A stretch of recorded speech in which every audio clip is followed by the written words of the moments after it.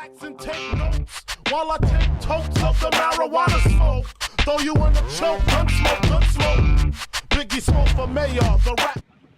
Hi, my name is Anil Nair, and I'm an aerospace engineering student here at UCLA. And I'm going to help you by going over some math concepts and examples. Good luck.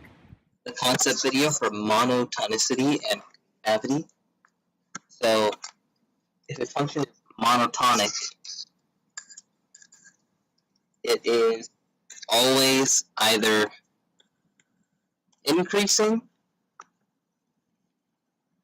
or, it should be always, or always decreasing.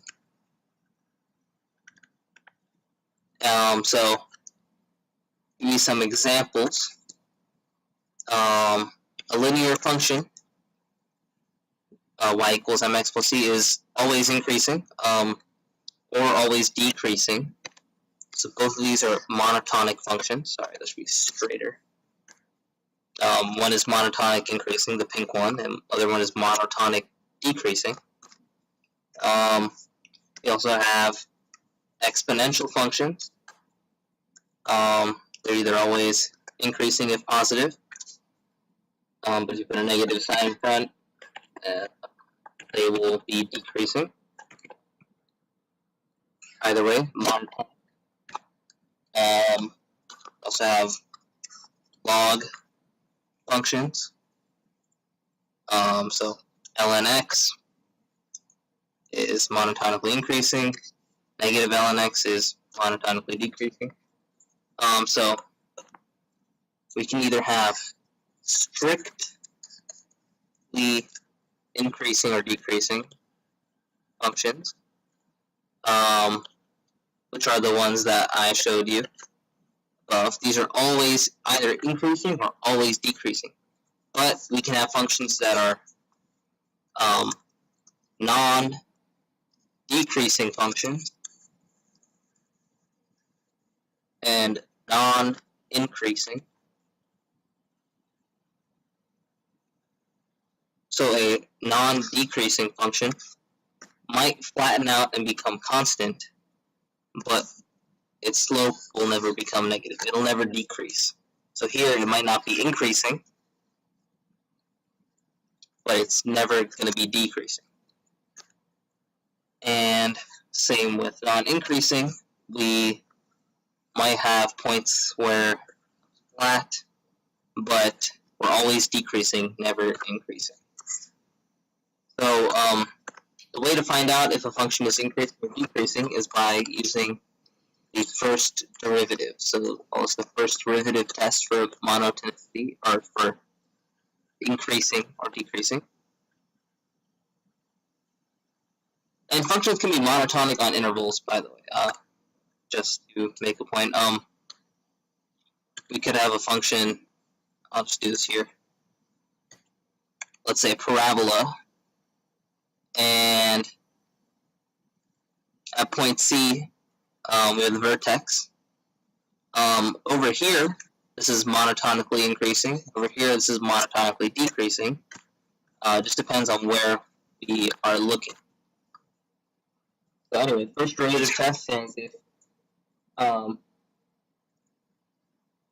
f prime of x,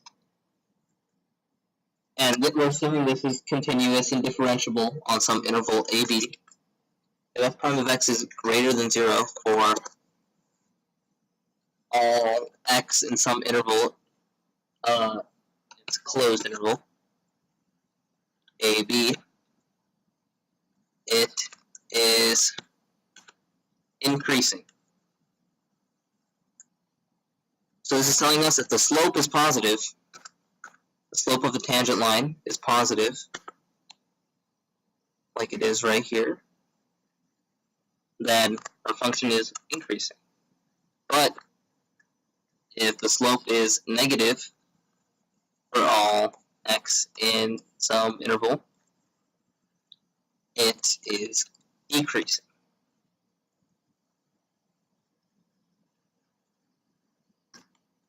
So that looks like this. As you can see, all these slopes are negative of these tangent lines. So that's pretty much it for monotonicity and increasing, decreasing functions. You just look at the first derivative.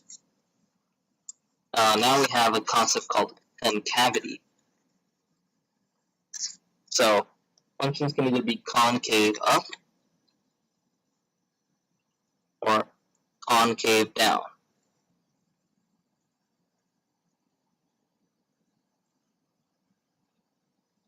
So first let's give you a picture of each. Concave up function looks something like this, and the concave down function looks something like this. So concave up functions are always bending upwards, and concave down functions are bending down.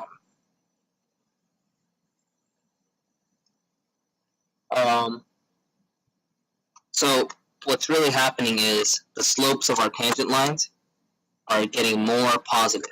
So here we have negative tangent lines, and then we get to 0, and then we get increasingly positive tangent lines. Whereas for concave down, we start with a positive tangent line, and we get 0, and then our tangent line gets more and more negative.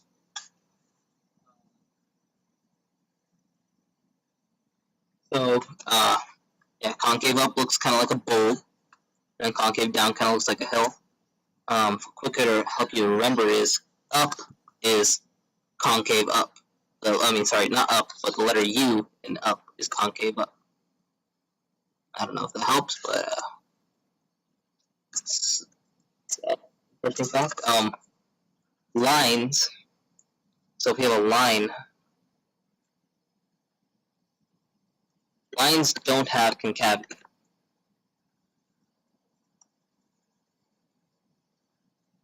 They have a concavity of 0. So they're neither bending up nor down. They're just straight.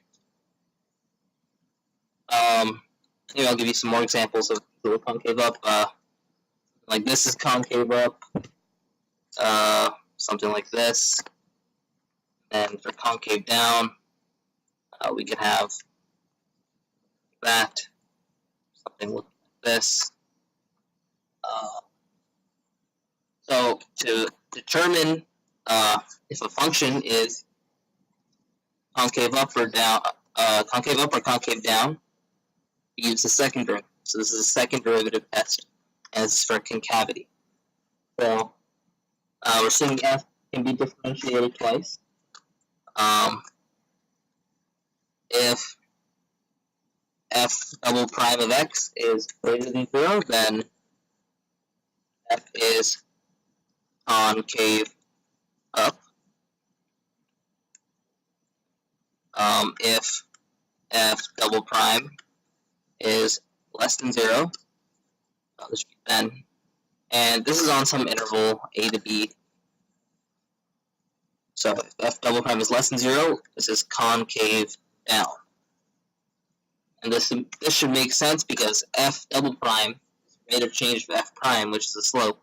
So if our slope is increasing, if the rate of change of our slope is increasing or positive, then we should get a concave up function because slopes increase as we go with the concave up function. And if our slope is becoming more negative, it's a negative rate of change for the slope, should be concave down. I was a combination of House of Pain and Bobby Brown. I was bumping around and jumping around. After then I asked the